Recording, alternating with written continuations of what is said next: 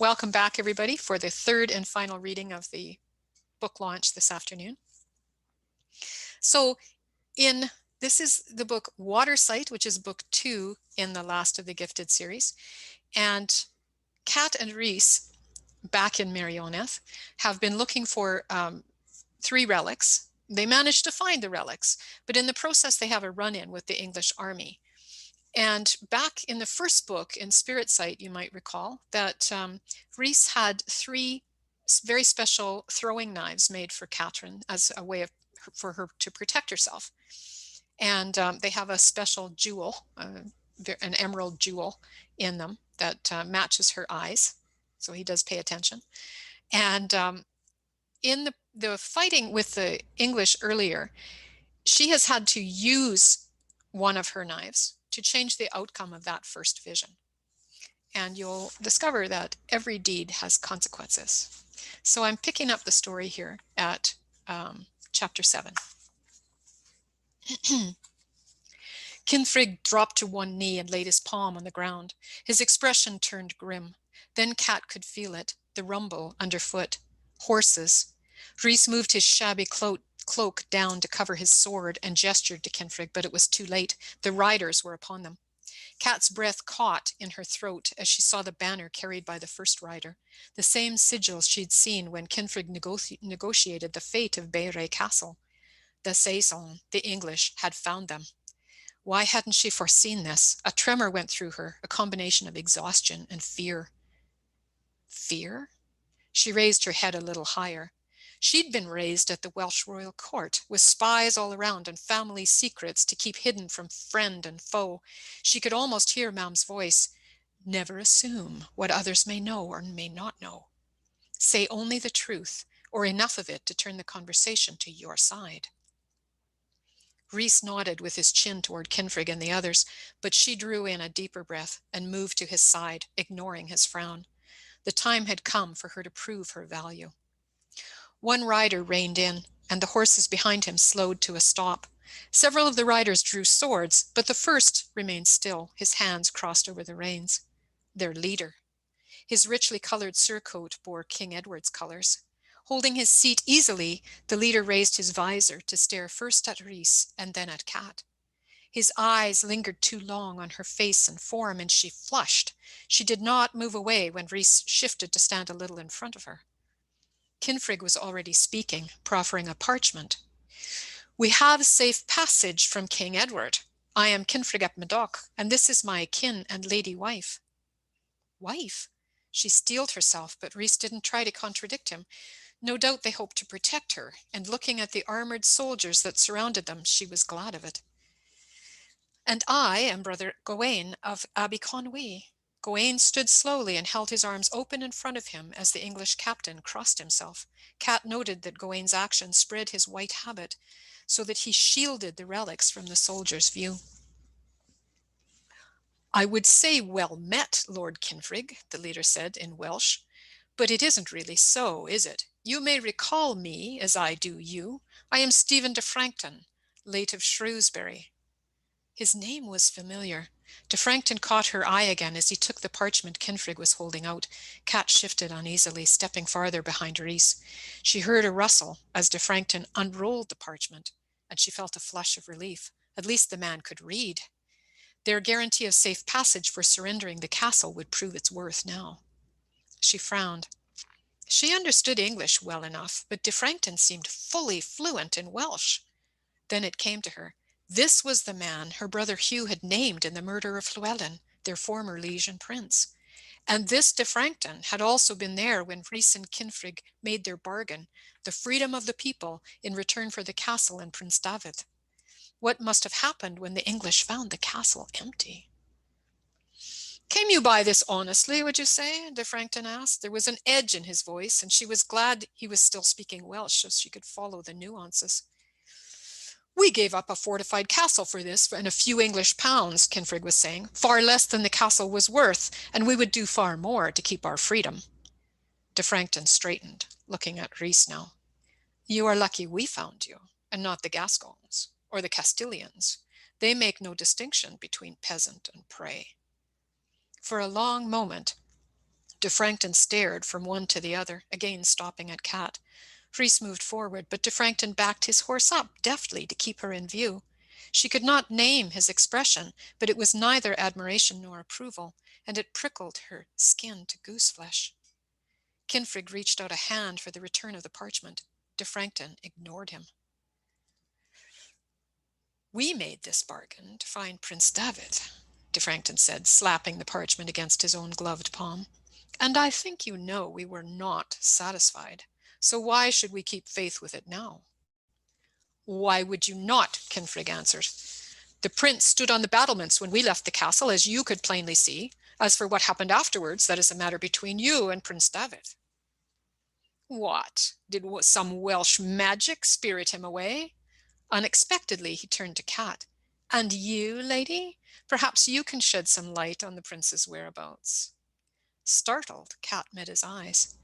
Did he know the truth of her brother's gift? Of her gift? Mom's words came to her again. Never assume. Rhys moved his arm toward his sword where it hid beneath his cloak, and she placed her hand on his elbow in what she hoped was a wifely gesture. "Any light I can shed is what you can see for yourself," Catrin said, straining to keep her voice as smooth as she could. "The prince is not with us." "Are you saying he casts a dimmer light for you than for me?" De Frankton scanned them, flicking his eyes over their tattered cloaks and road-worn clothing. "From the look of you, it would indeed seem that your prince has abandoned you."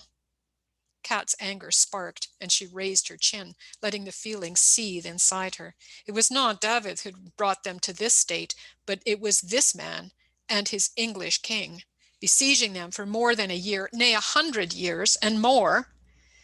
Why couldn't these saisons go back to their own land and leave Wales alone? But before she could speak, De Frankton added, "And your brother? Where has he flown?" A chill doused her anger, as a cloud might cover the sun. Her brother Hugh had dressed as the prince at the castle and then escaped by transforming himself into a hawk. That was his gift, as the sight was hers. For less than that, the English priest could brand them both as practitioners of the dark arts. Cat held very still. "So the lad is your brother," De Frankton continued. "I thought as much. You are as alike as any who shared a womb." She must be careful now. "And yet he is 2 years my senior.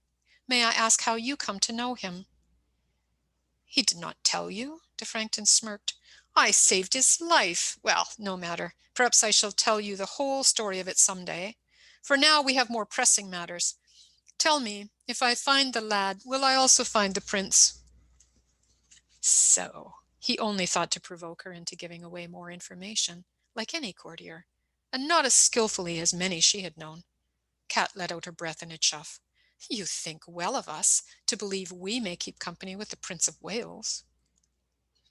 "Your prince remains the most sought-after prize in this God-forsaken country," De Frankton said.